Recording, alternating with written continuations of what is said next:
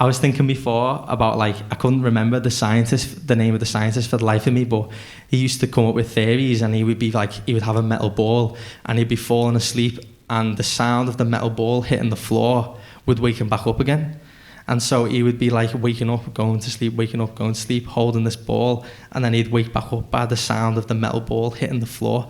And so his ideas came from lapsing in and out of consciousness. And so I think about that, and maybe our best ideas come from those moments and come from those times. This poem is called Story. Every story has a beginning, a middle, and an end, but doesn't always follow that same order.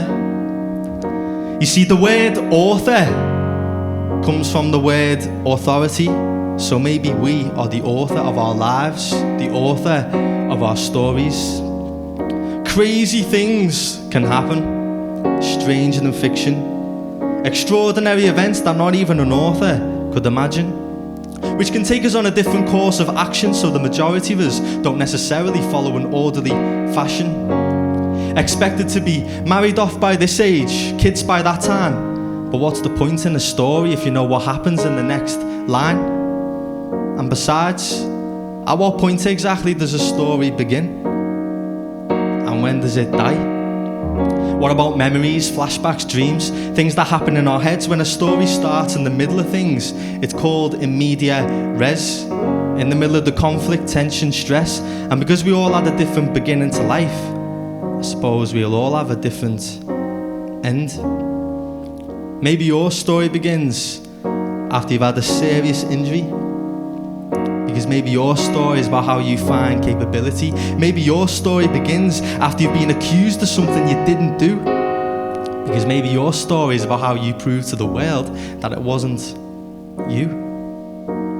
Maybe your story begins after you've just lost your job, because maybe your story is about how you come back from a loss. And who's to say that today can't be chapter 1? Because your sentence only ends when you give it a full stop. It's that bit in the middle. Have you ever read a book that's 80 years long and each and every page is a day gone? Or do we just skip to the middle, the good part where things go wrong? If you don't take charge of the narrative will knock at your door, ding dong. Divorce and marriage going from horse and carriage to slamming doors, verbal wars, throw away love. It's a force, a habit. Are we living in a fairy tale? Dungeons and dragons, wizards and magic, a princess that's captured. We're all just characters waiting for something to happen when we need to be authors. Writing the action, pen in the hand, manifesting, plotting and planning, constantly drafting the life you want to live. It's the law of attraction. It's time to take a stance and claim back your authority, control. And you decide the order of how your story goes. The stationery is all there laid out, ready for you to reach. Let me ask you this, if your life was a genre of book, what would it be? A romance, thriller, tragedy, comedy? Honestly, I'd say we're all just a murder mystery. Because who was it who murdered the person who you used to be? Was it that time when you wanted to join a band and your parents said, nah, that's too risky? Or is it that kid back in school who said you couldn't write poetry? Ernest Hemingway's iceberg theory states that every story is like an iceberg. What floats at the top is what the reader sees, the characters, the plot, what you take quite literally. But what lies beneath the surface is what you don't see, the moral of the message, the deeper meaning behind you and me. And when people ask us hard questions, try to crack our iceberg, analyse who we really are, we panic. I mean, you only need to look at the story of the Titanic. Nothing is ever as it seems. The iceberg always melts when the sun shines beams. The ice turns to water, then becomes one with the seas. And suddenly the meaning of our life becomes ambiguously deep.